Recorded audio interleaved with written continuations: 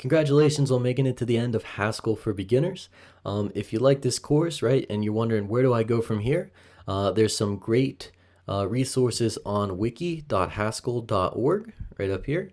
And you can go down to the Learn Haskell column, and under Learning Resources, there's all kinds of textbooks. Some of them are free, some of them not.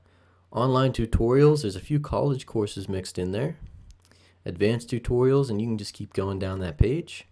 There's specific links for books, and some of these books are free. I've done a little bit of Learn You a Haskell. Don't let the pretty pictures fool you. It's kind of difficult.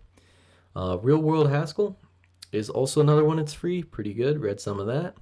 And you can just keep scrolling through these pages, right? There's also tutorials, library documentation. There's one here for School of Haskell. So this is kind of where you could go and some next steps you could take. So I hope you enjoyed this series. If you did, please consider subscribing, liking the video. Thanks for watching, and we'll see you soon. Take care. Bye.